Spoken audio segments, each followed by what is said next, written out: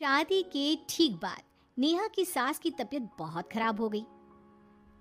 बताइए क्या हुआ है आपको? बेटे की शादी थी तो थकान हो गई। मौसम बदल रहा है तो जुकाम और बुखार हो गया। ऊपर से बहू के घर का खाना पता नहीं कैसा था कि पेट भी खराब हो गया। खाना तो बहुत बढ़िया था डॉक्टर साहब, सारे रिश्तेदार तारीफ कर रहे थे। रोहित की माँ इतनी कमज़ोर है कि ज़रा से में बीमार पड़ जाती है। डॉक्टर साहब आप सारी जांच करके देखिए, मुझे ऐसी क्या बीमारी है कि मेरी तबीयत ठीक ही नहीं रहती। फिलहाल तो ज़्यादा कुछ नहीं है। पहले आपके जुकाम बुखार और पेट का इलाज कर लेते हैं, फिर बाकी के टेस्ट करवा लेंगे। अभी आप ये दवाइयाँ ले आइए। पिताजी, मैं डॉक्टर साहब को छोड़कर और दवाइयाँ लेकर आता हूँ। माँ जी तो बीमार थी, इसलिए नेहा ने किचन संभाल लिया। माँ जी, अब आपकी तबीयत कैसी है? पहले से ठीक है। आप बैठिए, मैं खाना लगाती हूँ। तेरे बाबूजी और रोहित ने खाना खा लिया? रोहित तो टिफिन लेकर ऑफिस गए हैं माँ, और बाबूजी ने खाना खा लिया है। आप शुरू कीजिए। यह क्या, खाने में इतना तेल इतने मसाले? अरे अभी अभी तो तबीयत ठीक हुई है मेरी, तुम क्या मुझे वापस बीमार करना चाहती हो? नहीं माँ जी, ऐसा नहीं है। क्या हुआ? देखो ये बहू ने कैसा खाना बनाया है। खाना तो बहुत ही स्वादिष्ट था। अरे मैं ये खाना खाऊंगी तो बीमार हो जाऊंगी ना। ओह हाँ, बहू को अभी पता नहीं ना तुम्हारे बारे में, रोहित समझा देगा उसे। देख बहू, अच्छे से समझ लेना कि इस घर में कैसा खाना बनता है। हाँ माँ जी, मैं समझ लूँगी, लेकिन अभी आप कुछ तो खा लो। ये खाना खा लूंगी तो कल का खाना खाने के लिए बचूंगी भी नहीं। सास की बातें सुनकर नेहा उदास हो गई। उसने रोहित के घर आते ही उससे माँ जी के खाने के बारे में पूछा। आज माँ जी ने मुझे खाने के लिए बहुत बुरा भला कहा। माँ को मसालेदार और तेल घी वाला खाना सूट नहीं करता, वो बीमार पड़ जाती हैं। ऐसी क्या बीमारी है माँ जी को? पता नहीं, आज तक कई डॉक्टरों को दिखाया, कितने टेस्ट करवाए, लेकिन कोई बीमारी पकड़ में ही नहीं आई। नेहा को कुछ समझ में तो नहीं आया, लेकिन उसने अपनी सास के हिसाब का खाना बनाना सीख लिया। माँ जी, आज तो खाना ठीक है ना? खाना तो ठीक है, लेकिन ये मुआ रेडियो क्यों चल रहा है इतनी तेज आवाज में? वो माँ जी, मैं अकेले काम करते करते बोर हो रही थी ना, तो टाइम पास करने के लिए चला दिया। तेरा इस टाइम पास के चक्कर में मेरा सर दर्द से फटने लगा है। तेज आवाज से मुझे माइग्रेन हो जाता है। सॉरी माँ जी, मुझे पता नहीं था। तुम्हें जब तक सब पता चलेगा तब तक मैं तो भगवान के पास ही पहुंच जाऊंगी। नहीं नहीं, ऐसा मत कहिए ना माँ जी। अब मैं कहीं भूख से ही ना मर जाऊं। खाना मेरे कमरे में रख दो। बेचारी नेहा, उस दिन उसे बहुत दुख हुआ। नेहा, तुम रो क्यों रही हो? आज माँ जी ने मुझे बहुत बुरा भला कहा। मैं तो सिर्फ रेडियो सुन रही थी। ओहो, तुम माँ की बातों का बुरा मत मानो। उन्हें तेज आवाज से सर दर्द होने लगता है, दर्द की वजह से बोल दिया होगा कुछ। लेकिन मुझे तो ये सब पता ही नहीं था ना। इसलिए बाबूजी ने मुझे पहले ही फोन करके सब कुछ बता दिया, और मैं तुम्हारे लिए ये हेडफोन लाया हूँ। अब तुम अपने गाने भी सुन सकती हो और माँ को परेशानी भी नहीं होगी। ये सिर्फ एक बात का हाल है, लेकिन माँ को तो हर चीज से परेशानी है।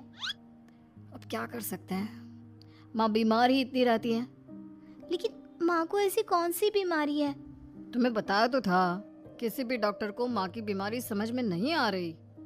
अब तुम भी ये सब सोचना छोड़ दो, ये हेडफोन लो और अपने पसंद के गाने सुनो।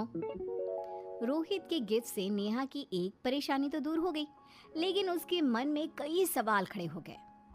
आज मैं देर से उठा हूँ या तुम जल्दी उठ गई? वो माँ जी को कल रात भर सर दर्द हुआ ना, तो जल्दी उठकर उनकी जगह मैंने पूजा कर दी। अरे वाह, आछ, आछ, हे भगवान, ये किसकी करामत है? ये तो माँ जी की आवाज है। चलो चल के देखते हैं। क्या हुआ माँ? आछ, ये घर में गुलाब कौन लाया? मुझे नहीं पता, मैं तो अभी उठा हूँ। माँ जी, आप कल रात भर सो नहीं पाई, तो मैंने जल्दी उठकर पूजा पाठ किया। घर में फूल नहीं थे ना, तो मैं बाजार से गुलाब के फूल ले आई। नेहा, माँ को गुलाब के फूल की एलर्जी है। अब मुझे ये कैसे पता होगा? अच्छा, तुझे कुछ पता नहीं तो तू वही काम क्यों करती है जिससे मेरी तबीयत खराब हो जाए? रोहित के बाबूजी, ये बहू मेरी जान लेना चाहती है। माँ जी, मुझे ऐसा करके क्या मिलेगा? वो तो तुझे ही पता, लेकिन कुछ तो है। रोहित की माँ, बस करो। बेचारी बहू को कुछ पता ही नहीं है, बस इसलिए उससे गलती हो जाती है। जाओ तुम कमरे में। बहू, तुम रोहित की माँ का बुरा मत मानो। वो अपनी बीमारियों से इतनी परेशान है कि उल्टा सीधा बोल देती है। नहीं नहीं बाबूजी, मुझे बुरा नहीं लग रहा, मुझे चिंता हो रही है माँ जी की बीमारी की। ये बताइए कि माँ जी को ऐसी प्रॉब्लम्स कब से होने लगी? शादी के 6-7 महीने बाद से। बाबूजी, तब घर का माहौल कैसा था? अरे भरा पूरा परिवार था। मेरे बाबूजी, माँ, काका, काकी, मेरे दोनों बड़े भाई, दोनों भाभियाँ, दोनों के 2-2 बच्चे हैं, एक छोटा भाई और एक बहन। सब साथ रहते थे। इतना बड़ा परिवार? हाँ, मैं जब 10 साल का हुआ ना, तब पापा का ट्रांसफर यहाँ हुआ। उसके पहले तक तो हमारी जॉइंट फैमिली ही थी। और माँ जी किस चीज़ से बीमार पड़ जाती हैं? जब तेज गर्मी हो, ठंड हो या ज्यादा बरसात हो जाए। जब माँ ज़्यादा थक जाए, जैसे दिवाली पर घर की सफाई या कोई फंक्शन हो, या ज़्यादा मेहमानों के आने से घर का काम बढ़ जाए। तेज म्यूजिक, तेज लाइट या ऐसे कोई तेज स्मेल आ जाए। तो माँ जी की ये बीमारी ठीक हो सकती है। कैसे? सब पता चल जाएगा। आप कल माँ जी की टेस्ट रिपोर्ट लेने जाने वाले हो ना? हाँ। तो सुनिए क्या करना है। अगले दिन रोहित माँ जी की रिपोर्ट्स लेकर आता है। माँ, बाबूजी, नेहा। अरे क्या हो गया रोहित? माँ जी की रिपोर्ट आ गई है। कुछ सीरियस है क्या? जिसका डर था वही हुआ। अरे गोल गोल बातें मत कर, सीधी तरफ बता बेटा, क्या हुआ है मुझे? माँ, आपकी किडनी, लिवर सब फेल हो गया है। आपका दिल भी कमज़ोर हो गया है। डॉक्टर ने कहा है कि आपके पास सिर्फ 1 महीना बचा है। ये क्या बक रहा है? ऐसा हो ही नहीं सकता। मुझे लग ही नहीं रहा कि मैं इतनी बीमार हूँ। लेकिन माँ जी, रिपोर्ट झूठी तो नहीं हो सकती ना?